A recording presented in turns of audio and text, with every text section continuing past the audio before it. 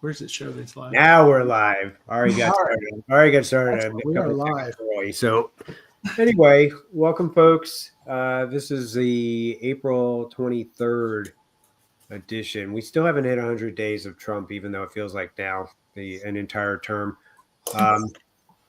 We have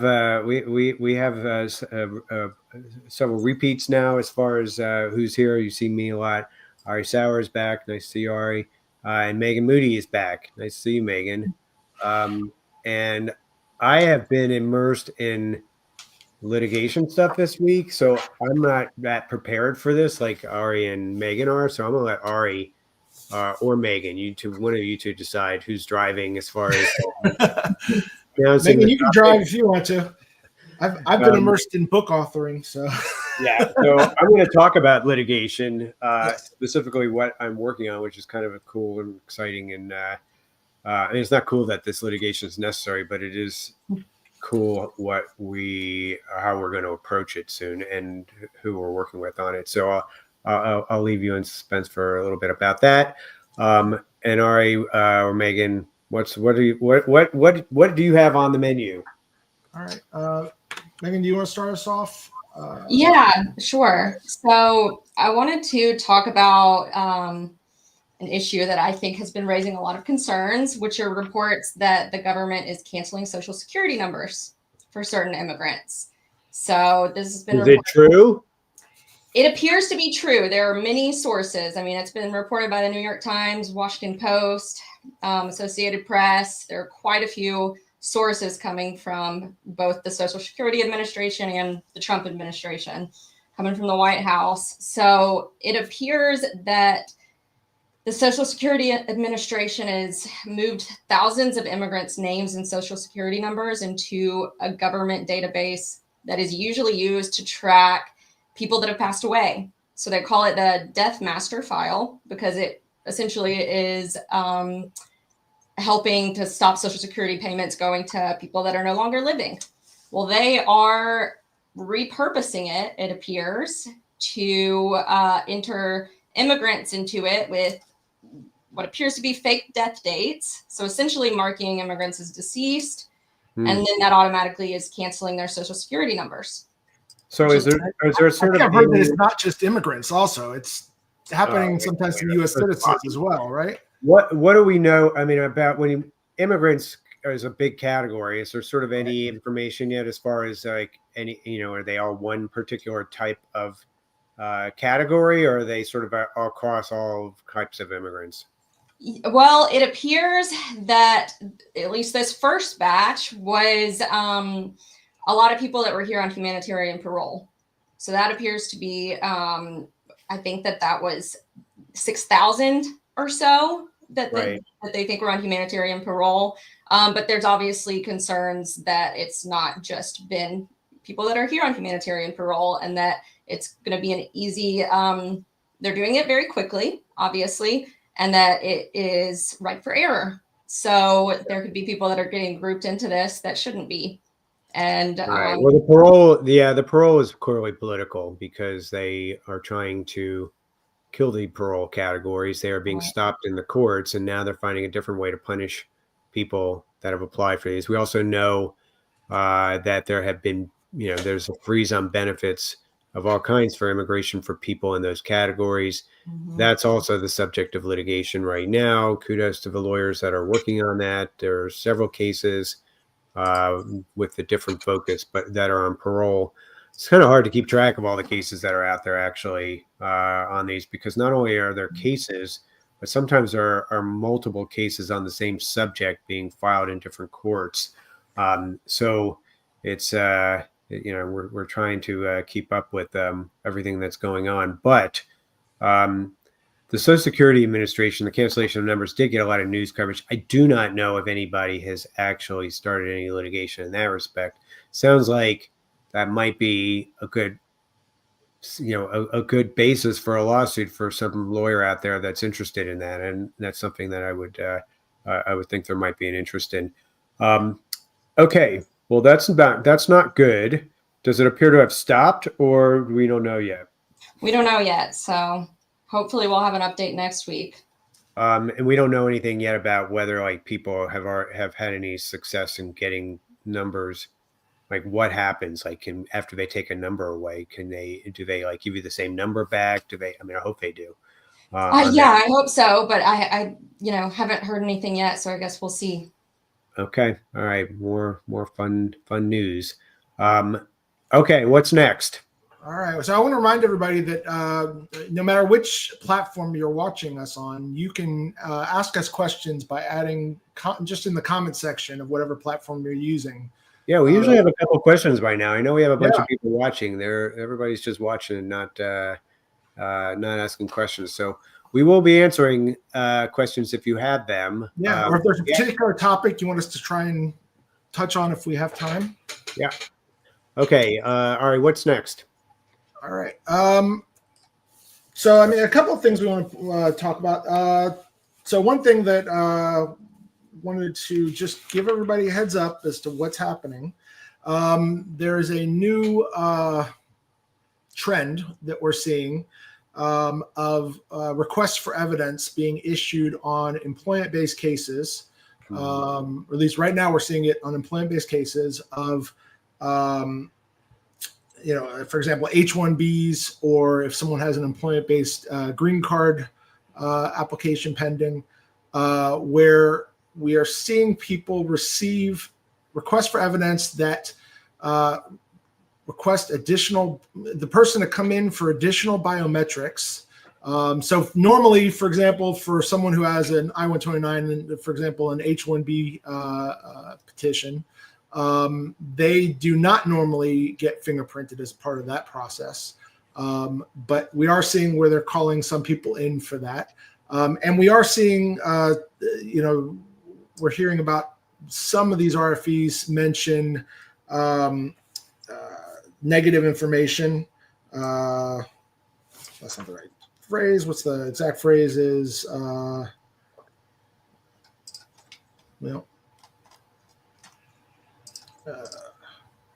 well, I do know that this alert, the alert that you were talking about. Adverse information. And I so far I've only heard of one case where that's kind of played out, and that was a situation where it wasn't one of our cases, but that's a situation where the person had it was a dismissed criminal case. Yeah. So it seems like it's kind of a backdoor way to do what they've been doing with the students, which is to kind of combing through and potentially looking for ways to get to potentially get non-immigrant applicants in the same position as students where they might have to leave. It's like basically combing through arrest records. And the problem we found, which is like with the students, which we'll be getting to, is that their database is only showing that an arrest happened, even if there was a complete misunderstanding and the charges were dropped or the case was dismissed or the person was found innocent on there. And that's not supposed to be how it works in the United States, where just because you have an encounter with the police does not mean you are guilty.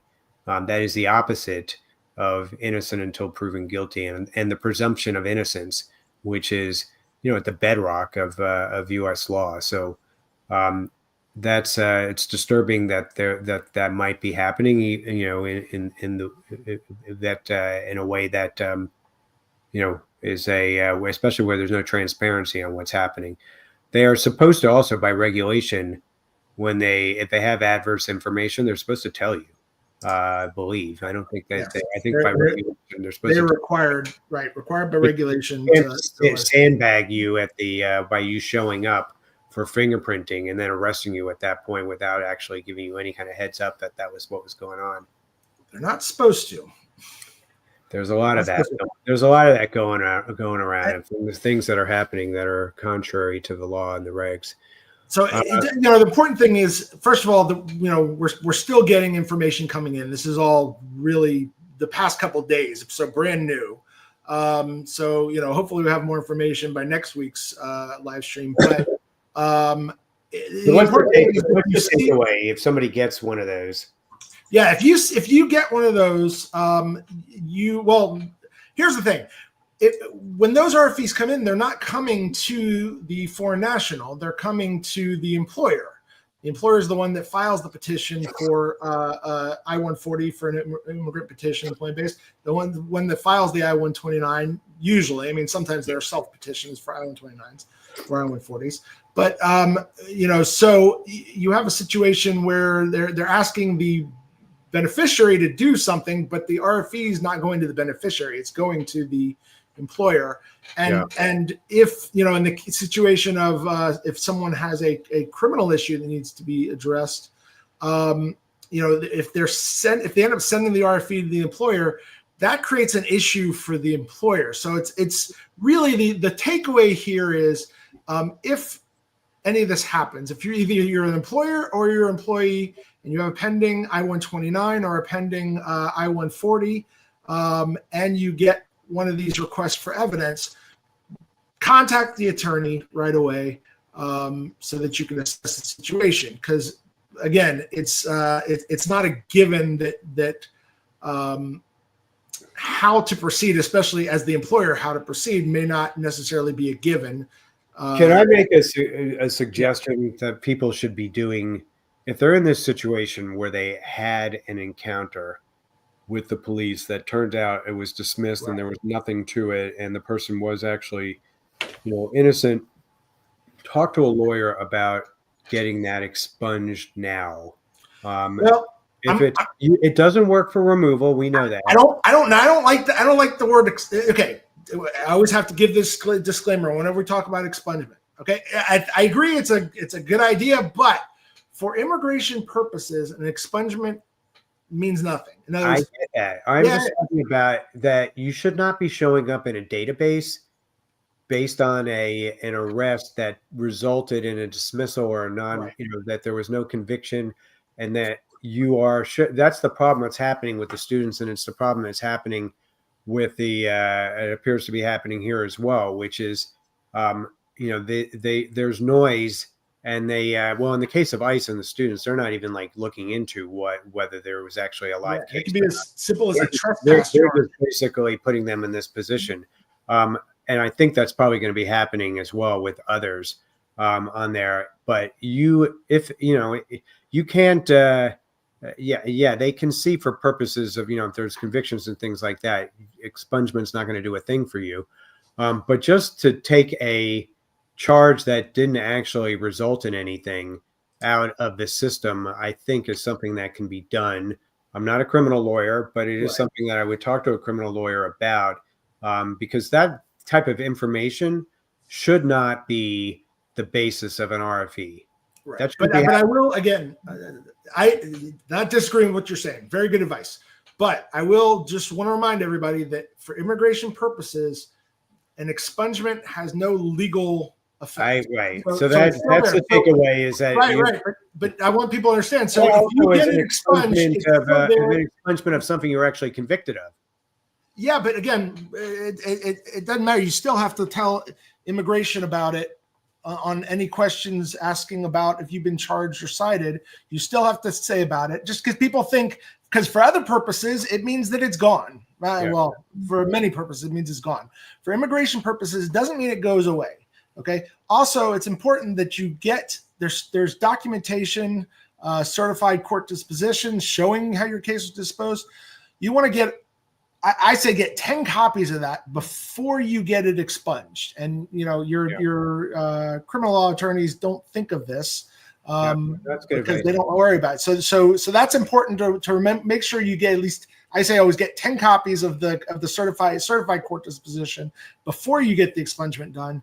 But let me make a clarification. The expungement that you're talking about not having an effect presumes that there was actually a conviction. No. Well, no, because even if you get a charge and that charge is expunged, you still have to tell immigration about applications. You still, regardless of an expungement, you still have to disclose it. Whereas in other situations, you might not have to disclose it. Right, but if they ask you the question on a form, have you been arrested? Right, you would have to disclose it. but Greg is right that the benefit of Greg's suggestion is that if this is all coming based on databases, then getting the expungement might take you off those databases to where you're not getting it's not triggering this. We don't know for sure how it's all happening, but again, I just want to reiterate that it doesn't make anything go away for immigration purposes. You still you can't Absolutely. say I wasn't arrested. You can't say I wasn't charged with a crime. That's right. The expungement, you cannot say, you cannot look to the expungement and somehow not answer the questions the way that they are written, assuming that they're expunged. Expungement doesn't get rid of your responsibility to answer those questions. Whereas it might in other situations. And again, not the criminal side of it's not our area of expertise. We only, ours is the immigration side of it. But there are situations where you would be able to answer no to the question of, have you ever been convicted of a crime, for example, because of the expungement. But immigration is not one of those. So it is a great. And by the way, there are also relating. It's not RFEs, but sort of tied to this. There has been reports of also problems now at consulates and more things that we were hoping that would not really sort of be an issue on H-1Bs and others, that they basically just leave that category alone. It does look like we're starting to see some of the types of issues that we encountered in Trump 1 showing up for at consulates, at RFEs, on other kinds of issues, et cetera. So keep an eye on that. Okay. Megan, Ari, what's next? And I just want to say, we do see your questions that you're posting. We will try to get to all your questions. All right. All right. So another issue that's come up, or become more of an issue. There's a requirement under the law that anyone who is a non-citizen, if they change addresses, they need to notify immigration within 10 days of changing addresses. Mm-hmm. And there's been a specific form, the AR11, that's to be used to do that. And up until now, that rule hasn't really been enforced, except in certain situations. So, people who didn't know about the rule or didn't know how to follow the rule, it's rare that someone would really have an issue because of that. However, the Trump administration has specifically said that they are going to be enforcing that rule, and failure to register is your change of address is a misdemeanor, and could potentially have super issues as well. It's super easy, by the way. You just go on USCIS.gov and you just give them like 2 pieces of information. So you create an account if you don't already have the online account. You do not need a lawyer for that. Right. It takes 5 minutes to fill it out. Just for those of you that have an account, for those of you who don't have an account, you create an account. For those that have an account, you just go into your profile. There's a drop-down menu in the profile section, and you click change address. It's if you don't know where you're looking, it can be a little hard to find that, but it's in the profile section. There's a change address, and then it's a real simple form. You enter your name, your A number if you have one, your date of birth, I think, your address, and that's pretty much it. And I would say if you don't know whether or not you've submitted a change of address since the last time you've moved, just go ahead and do that. So anybody who is not a U.S. citizen should go ahead and submit the change of address form. But I will, point out that the reason, the point of the change of address form is that USCIS knows how to reach you. So that is a. You're not going to get in trouble if you get in trouble if you never did it. If you do it now and start doing it on a regular basis, I'm pretty confident you're fine. Right. Well, yeah, I would say that if as long as you've done it before immigration decides to make an issue of it, you should be okay. I say that again. We've never had a situation where the administration has tried to make a big deal out of this. Oh, well, that's not true. It's just before your time on there. But after 9/11, right. Well, that was actually the very beginning of my time. Yeah, you were a baby lawyer. I was a baby lawyer back then. Yeah, I was pretty seasoned already at that point. And they did use that as an excuse to go after a lot of people. The change of address. Okay. Mm-hmm. It's not without precedent. Okay. Well, again, we don't know how this is going to play out. That was harder. You had to do that by mail and with postcard. You know, it was like now it's real easy. The only thing is, and just another thing to point out that the recent changes, because it didn't used to be like this, filing it online, it does not create a record. The way it looks like it's supposed to happen is it's supposed to show a record in your account that you filed it, but it doesn't. So far the ones that I've done I've not seen any updates in the account to be able to prove that you've done it. So, screenshot. You do it, but you may. We don't know yet. If that's going to continue. If there's going to be a change that will allow us to have a record like we used to be able to have a record that it was submitted. But I would say that print screen. If you're on a non-immigrant status, or if you've been on if you're a permanent resident, or whatever your status is, you do want to submit this change of address. Is there a way to print out the screen, or any way to have evidence that? I guess you could do a screenshot. I'm just trying to think of a screenshot or a print screen. There's and just keep proof of it. If you do that, you want to you also want, if you can get the whole page on there, you might be able to get a date stamp on there as well. But anyway, that's what you want, is to basically prove that it was actually done. A screenshot should work. I doubt they're going to go after you if you have documentation that you actually did it. Right. No, I agree. I think you'll be okay as long as you do it. And there are people who are afraid that they didn't do it on time. If you didn't do it on time, it's better to go ahead and do it now than not do it at all. I think that's pretty certain. And it's possible you could get an email confirmation, right? Randomly, some people will get those. Yeah. Well, this is all relatively new, fairly new. That they have this, through the online system. So previously, when they go to update your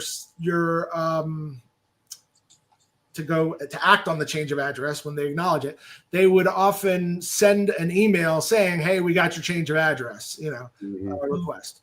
I don't know if they're doing that right now, and even if they are, I don't know how consistently they're doing it. Yeah. It wasn't really something we thought about too much, because previously we could print out a copy of it with the receipt number showing that we submitted it and when we submitted it.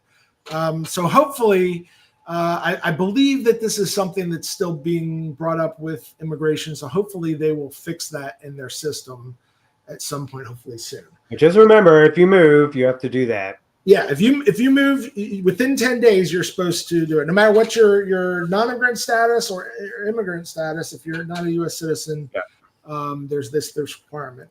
Let's see. We have time to talk about. I'm going to talk about the visa bulletin.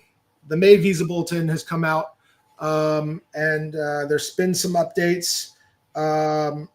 F1's moved. F1, that's family, not F1 students. Family first. That's right. Sorry. Yes. Family-based first preference, which is unmarried children over 21 of U.S. citizens. So F1 for Mexico has moved about 4 months. The F2B category, which is family-based second preference, which is F2B is the children of permanent residents who are unmarried and under 21. Unmarried and over 21. For Philippines has moved,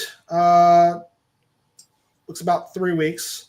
F3, which is married children of U.S. citizens for the Philippines, has moved, looks like a 6-month jump in that category. So if you have an F3 for Philippines that was filed back in 2003, that's good. Look at it. You may be able to file now. F4, which is married children, siblings. Worldwide's moved about 3 months. China's moved also about 3 months. And Philippines has moved about 5 months. So that's a lot of progress on family. Yeah, and Philippines seems to be moving along. And what's the situation on the employment side, though? Employment based. Okay. The EB3 category, third preference, employment based for India has moved from April 1st, 2013 to April 15th, 2013. So a little bit of movement.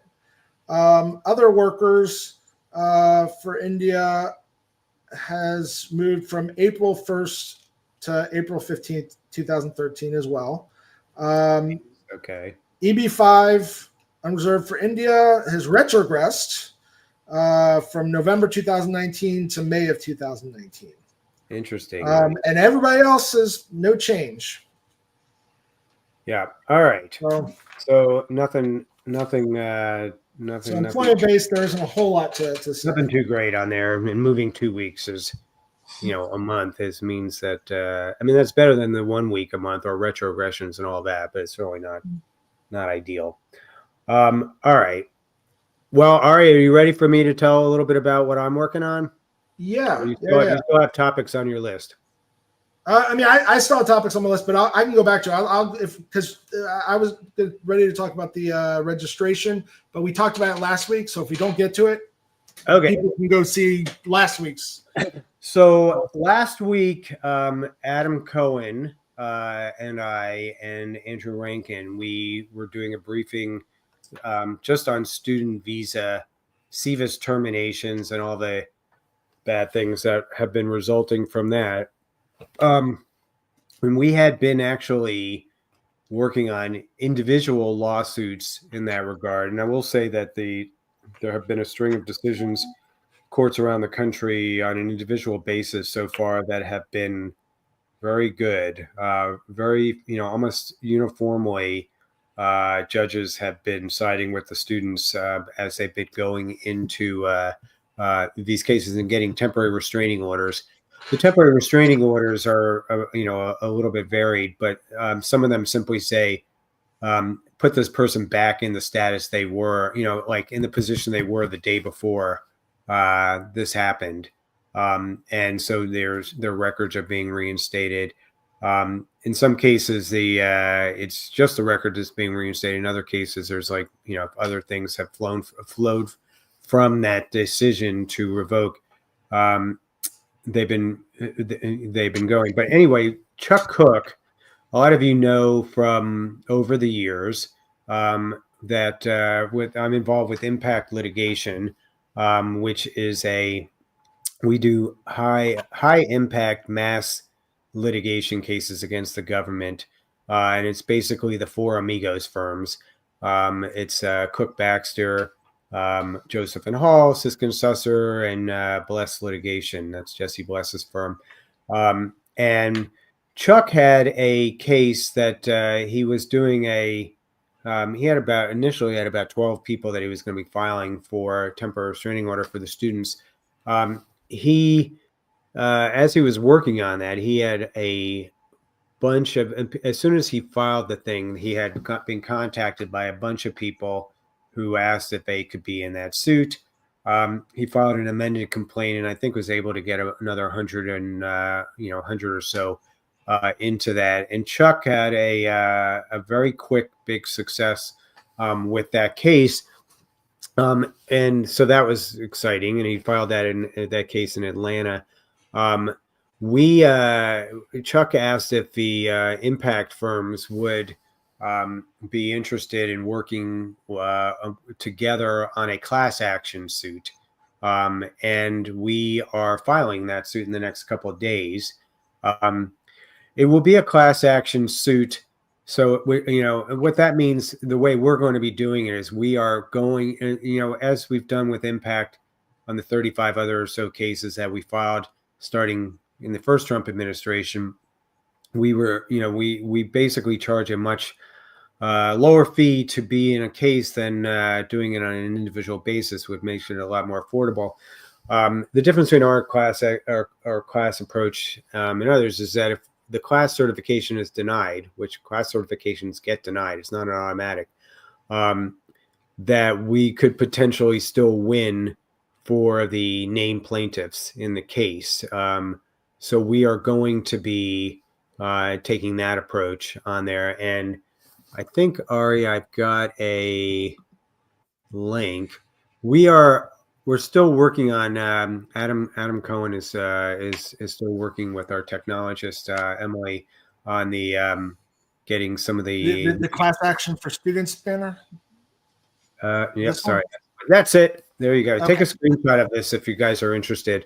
But basically, there was a very long link, and I just used Bitly to change it to something that was like you could actually write it down if you need to. But the case, right? We are wanting to file this case, I believe, the beginning of next week, like the very beginning of next week. So we will start the onboarding tomorrow. But you can go to this link and see the FAQ and see sort of all the details about what the case is about and fees and everything like that. And then right now, tomorrow morning at some point, we'll have the apps link so that you can basically onboard yourself into the case. You can answer screening questions and things like that, so we can make sure that you're actually qualified. And if somebody manages to get in and they shouldn't be in the case, say in the engagement letter that you understand that, and we might take you out of the case on there. But you can get into the case that way, and then and there's also a declaration that has to be completed by each plaintiff, and we have an app that helps with that, so that people can more quickly get that documentation to us. The idea is, if we're going to be filing this case on Monday, we need people to be able to get this information to us right away. So Chuck already has several hundred people that were not able to get into his initial suit that we are expecting to be able to get into this. And then, hopefully we will win and we will solve this problem for everybody. But at a minimum, we'll hopefully solve the problem for at least our plaintiffs. And, we're fortunate that Chuck has already done a lot of the work to get ready for the class action, for the work that he did for that mass action that he filed on behalf of the 130 students that he successfully filed for all of them. And so he definitely has the best record in the country as far as most wins, because I don't think anybody has had more than a handful of these at this point, except for Chuck, who has all of these in the one case. But anyway, the other thing I was going to mention is tomorrow at noon Central, which is 1 Eastern, 11 Mountain, 10 Pacific. We're going to do another live stream, and several of the lawyers from the Impact case will be on the live stream to talk about this or the possibility of filing on an individual basis. And there are some reasons why a person might want to file individually. So we'll talk about both, but that's going to be tomorrow at noon, and hopefully we'll get this filed, and we will get we'll get this issue finally put to rest, and people can get back to studying and contributing to the U.S. So anyway, that's the news on litigation, and like I said, we're going to be filing in the next couple of days, and we'd love to have you in that seat if we can be helpful. That's it for that, Ari. What's next? All right. Let's go and address some questions that are coming up. Okay, so Want me to put them in? yeah. All right. If we get the TRO is a temporary restraining order, then what's the next step? I'm assuming this is talking about Student litigation. Yeah. So the litigation. TRO actually has a higher standard than a preliminary injunction. So it would be, but a TRO is also, a judge makes a decision really quickly, and he might want to convert it to a preliminary injunction. So yes, that could be the next step. But usually in these cases, the government's smart and they get a TRO or a preliminary injunction. They're going to just reinstate the person. I mean, they're going to basically give up because the TRO requires the judge to make a determination that the plaintiff is likely going to win. It's not a question of like there's an emergency and I'm going to be helpful because and I'll figure it out later. Judge has to already be convinced that the person is likely going to win, and in that justice delayed is justice denied is a phrase in the law, which basically means that just because a person might win later, if a person might win later on, but by the time they win, all the damage is already done, the judge will issue a temporary restraining order or a preliminary injunction. Preliminary injunction, it's not as fast and it's a lower standard than a TRO. So when a judge grants a TRO, that's really bad for the government. That means that that the judge thought that there was just no, that I shouldn't say there's no chance, but the judge just thought that it was like very likely that they're going to eventually give the person a win, and that they would be really seriously harmed if they didn't grant it right away. So that's that's a pretty big signal to the government that it's time to settle. So I would be surprised if those cases actually go to trial or even to discovery, which is also another thing that the government does not like. Discovery. They do not like when the plaintiffs in a case get to look at the documents, which are not public, and that's what they face if they keep litigating after a TRO. All right. Go to the next one. Do you have okay? You have control of that. Yeah. So I think Prem's comment was, I think when we were talking about the request for evidence. Yeah, I think that's what Prem was talking about. So we appreciate you sharing the news, spreading the word about the request for evidence and everything we talk about. We hope that you share the information with those you think will need it. Again, there are lots of doubts about a lot of the stuff that we're talking about, and that's why we do this weekly update, because the news on the ground is coming up, more news every day. So we try to keep you updated. Ramsey has an interesting question. Yeah, so I was just double checking that. So Ramsey's question is, if you have your I-94, so your I-94 is your entry-exit document. If you come into the U.S. on a non-immigrant visa, then you will be granted an I-94. You should be granted an I-94. And you obtain that I-94 through the CBP website. That's cbp.gov. And everybody who's traveling should be, every time you re-enter the U.S., you should be checking and pulling that I-94 and making sure that they gave you the correct time frame, because that is your document that shows what your status is and how long you have to stay in the U.S.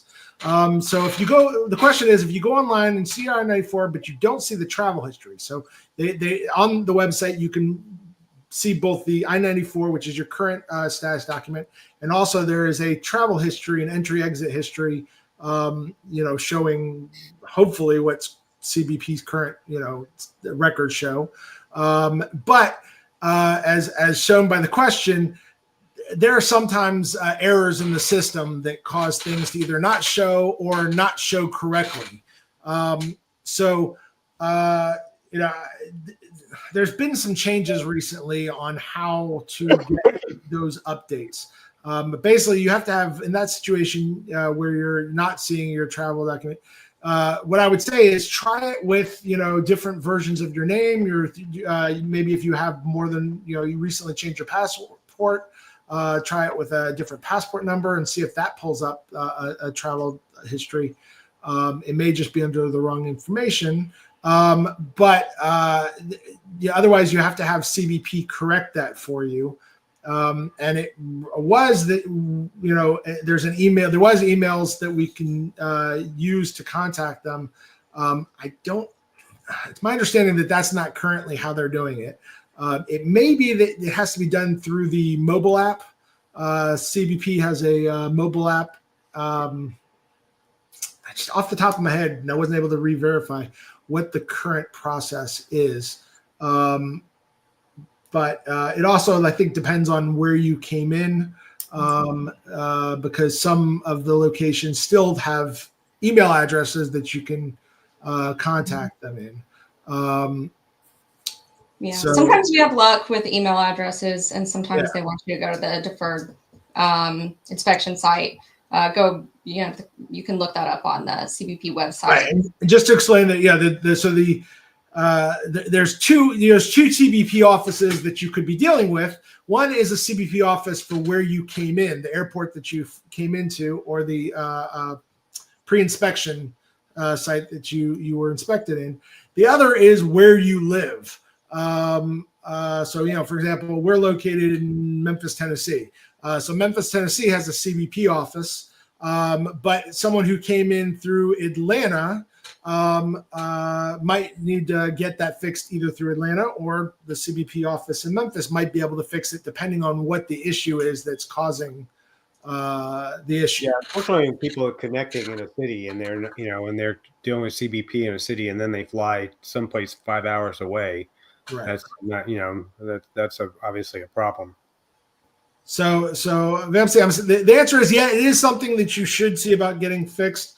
What I would say is, how long does it take to show up after you clear customs? It's instantaneous. Question. I think it's instantaneous. Yeah, it should be. Yeah, it should be in there. It might be a tip. You should check it as soon as you walk through. As soon as you get your phone back and you walk, as soon as you walk through and you're able to get internet back, you should check that maybe before you get on the next flight. Right. Yeah, I would say right away. It does. The fact that you can't see your travel history means there's some glitch somewhere. Someone entered something wrong. If I had to guess anything, I would say that your travel history is still under your, if you got a new passport recently, that your travel history is under your old passport number, and your new I-94 is under your current passport number. And that may be what the issue is, but that's also something CBP can correct. If in this situation, it's more important that you have your I-94. The travel history is helpful, and it can be necessary in certain situations. But the fact that you have your I-94, again, everybody should be, when they travel, they should be coming, when they come back in on a non-immigrant visa, should be printing out their I-94, and should be carrying a copy of the I-94 with them, really wherever you travel. Now, if you have, since you've traveled into the U.S., if you've filed an extension of status or a change of status, then the approval notice will have your new I-94 on it, and that new I-94, which is issued by USCIS, not CBP, that won't show up on your CBP website. But again, it's you should be at least be carrying a copy of your I-94 with you. And really, because of expedited removal, honestly, everybody who is not a citizen, and it actually doesn't hurt anyone who is a citizen, should be carrying with them proof of their status. And if you do not have status in the U.S., valid status in the U.S., we recommend carrying with you, I know it's hard to do, proof that you've been in the U.S. for at least 2 years continuously.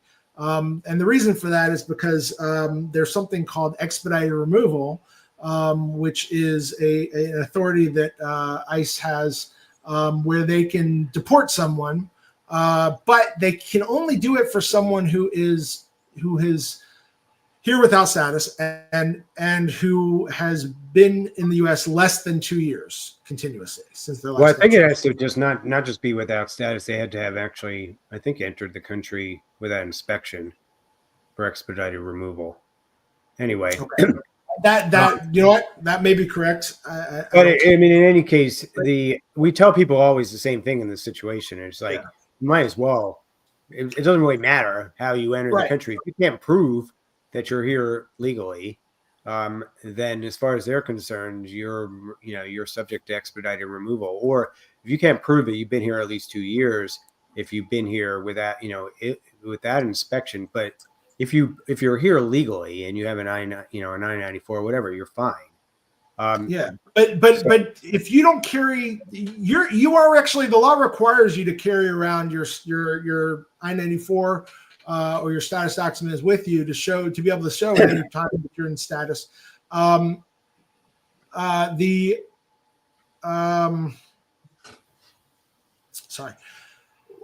But the problem is that if you don't carry it with you, with expedited removal, depending on what country you're from, depending on what mood ICE is in and how efficient they are, they could potentially kick you out of the country before you ever have a chance to gather those documents to be able to show that you're not legally subject to cancellation removal, which is why we say you really should be carrying it with you or where you can access it easily at all times. And that's the crazy thing about it is, like, you're not entitled to due process. You're not entitled to anything. Congress has basically given away those rights for people in that situation. And Ari, you're exactly right on there that it's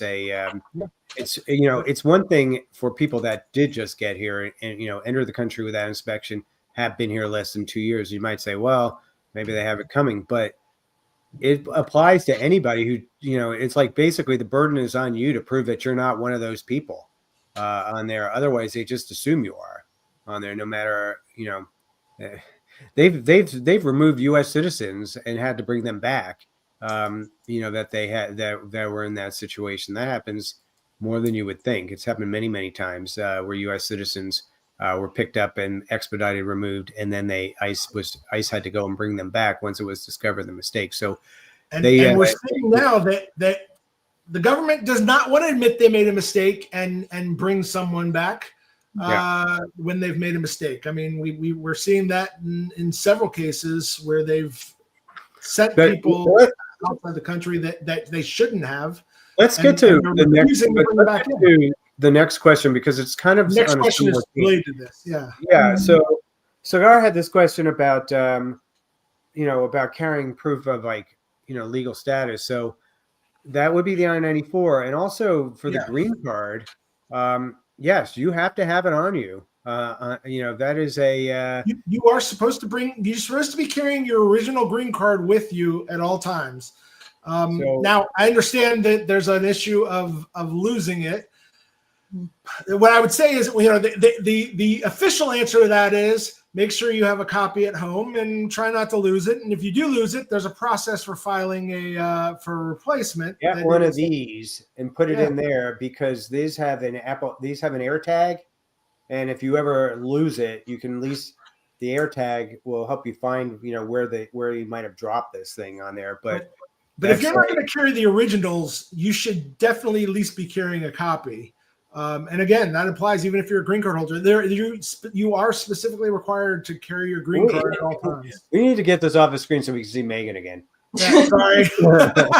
Sorry. Yeah. So the answer is yes, you are supposed to be carrying. You don't have to carry your visa. The question asks about a visa. You don't have to carry your visa, but you have to carry your I-94, which you should print out from the CBP website or have from your approval notice if you have USCIS issued I-94 for an extension or change of status.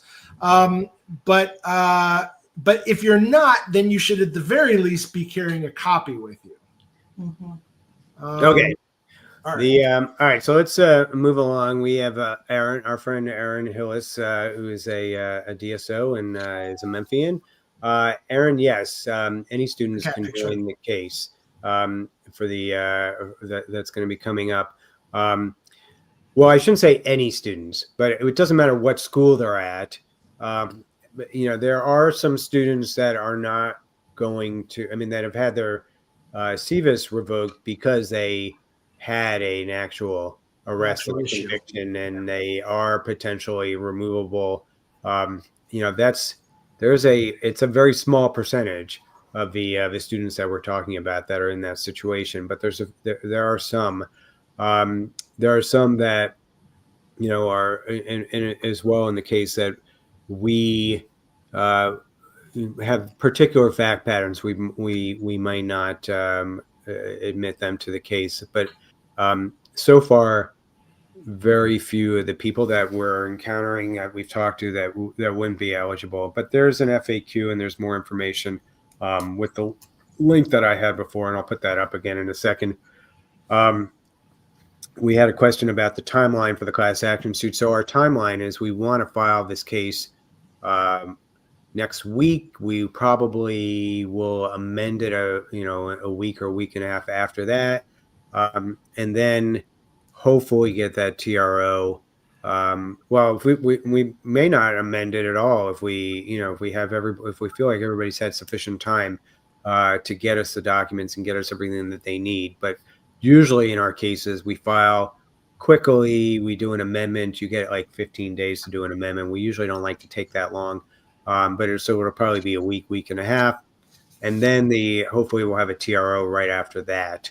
But not this timeline might be slightly different, but it's going to be very quick as far as filing the case and hopefully getting the TRO decision from the judge.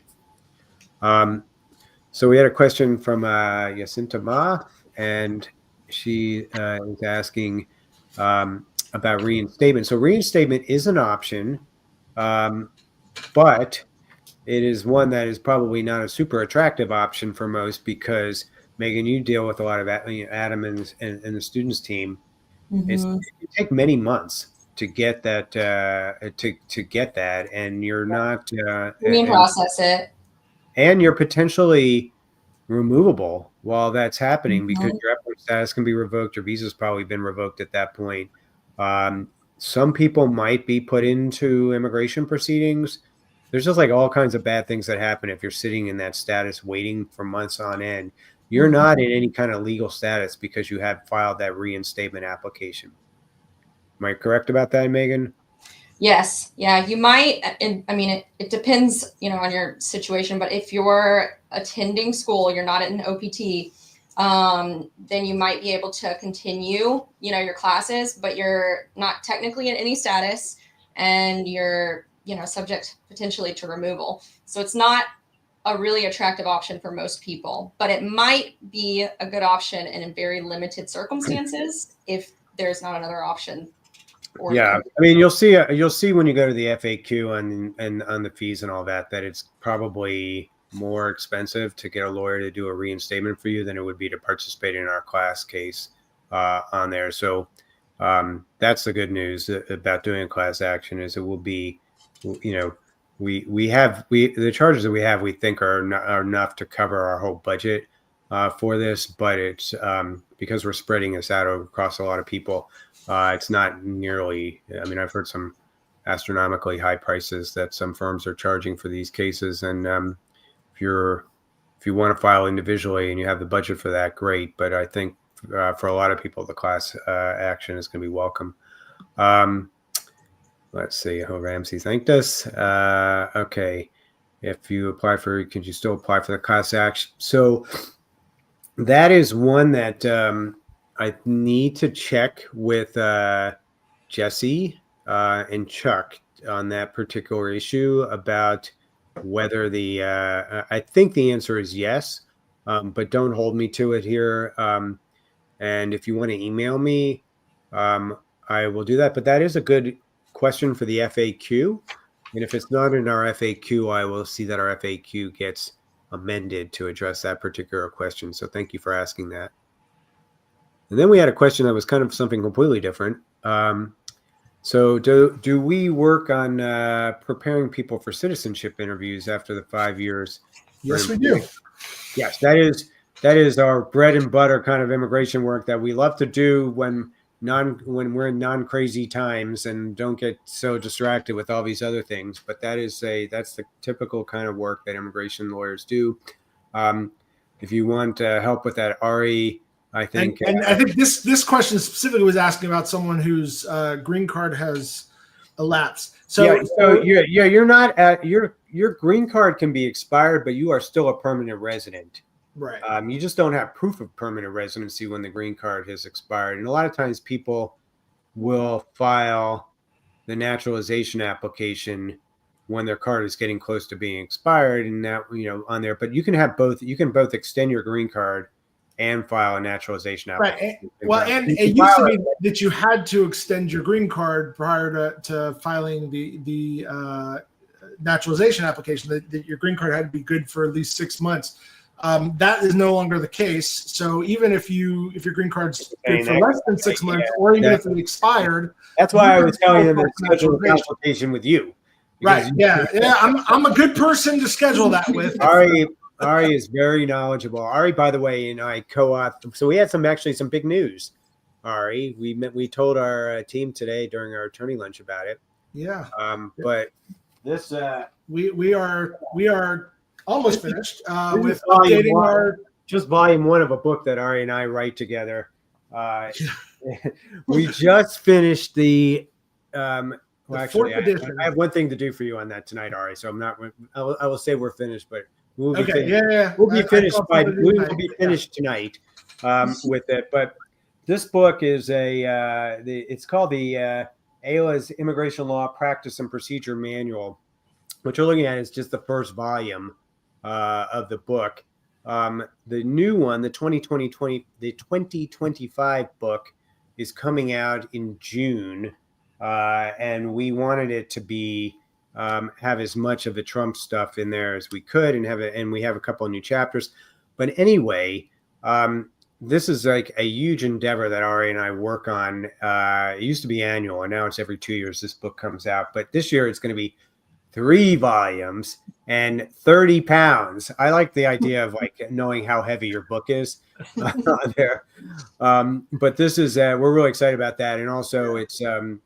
The book is in the AI tools that we help to develop as well for VisaLaw.ai, and it is the AI loves this book on there. It is we know we see the data as far as which sources are cited the most, and the AI loves the cook. It's, by the way, the Immigration Bar knows it as the cookbook, and that's and I tell people it's a cookbook. Ari's afraid that people will think it's actually a book of recipes. We call it the cookbook. I'm pretty sure people know that when we say it is a bunch of recipes for. It's a book that we write this book for other immigration attorneys to help them. Anyway, we're very excited. This book is actually coming out again, and we can get back to our lives which are already chaotic enough without having to have this book in the middle of it. So, and then we can focus more on Trump. Yeah. All right. So we did get we had a follow-up to what we were just talking about before. Yeah, that I misunderstood the question, but that's fine. I mean, whether it's expired or not, yes, we do help people prepare for their naturalization application. Wait, I like what is going on in this picture, though. I love that. It's like a yacht. Yacht, yeah. But it looks like it's pretty awesome. All right. All right. So I think we've reached the end of our time. If you're interested in the litigation stuff, tomorrow, noon Central, you can find us. You can look for me on my LinkedIn link. I'll put something. We'll have something on our firm's Facebook page. We'll have something on my Twitter page. Wherever you're seeing this tonight, we'll be back here showing it all the same places. It'll be on YouTube again. So, and it'll be recorded if you miss it. So hopefully you'll be in, and hopefully if you want to be in our litigation, you'll be able to participate. So thank you again, and we will talk to you. We'll talk to you again in a week. All right. Bye, everybody. Thank you.